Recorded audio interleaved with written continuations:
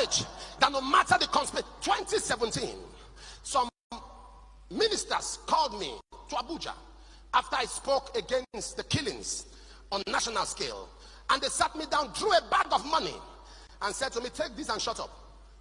And they drew out an AK-47. They drew out a newspaper. They said, choose three. You take this or you go by these two. And I said, I don't understand what you mean. There was a gun, there was newspaper. They said, because if you don't do that in the next 1 year, we'll make sure in this country you don't hold a microphone again. We'll make sure, keep your mouth shut. And I said to them, I never knew what I said was actually a big deal. Now I want to start talking. I said, if you want to come for me, please, you are very free to bother yourself, because I'm going to keep talking. And I kept on speaking. 23rd of October 2022. I'm Dr. Kemi Olulonyo, Nigerian journalist, pharmacist and PR specialist, live in Lagos, Nigeria. It is 7:35 a.m. Sunday morning. Let's talk about Apostle Suleiman and the assassination attempt.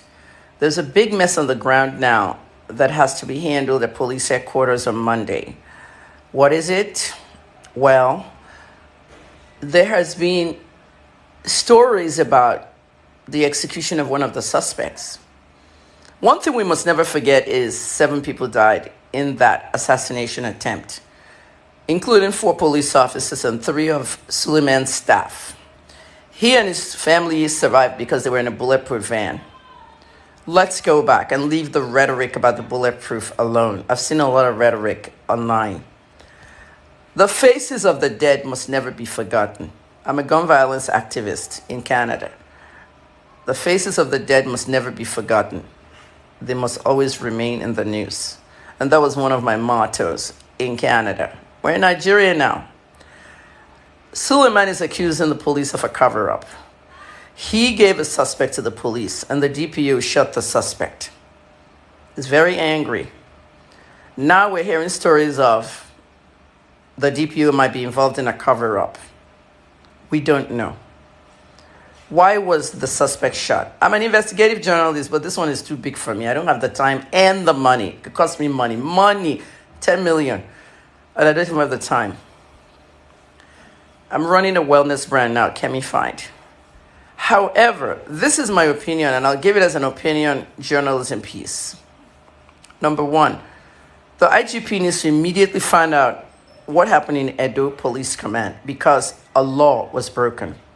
Mr. Shegun Awosanya, myself and other people like you formed a movement called NSARS Online for 4 years or so before some people hijacked it and took it on the street as a protest. We didn't want to protest.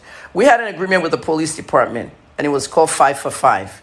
One of the agreements in the 5 for 5 was that there will not be extrajudicial killing anymore in Nigeria of any suspects, whether it's robbery or kidnapping. Everybody must get their day in court.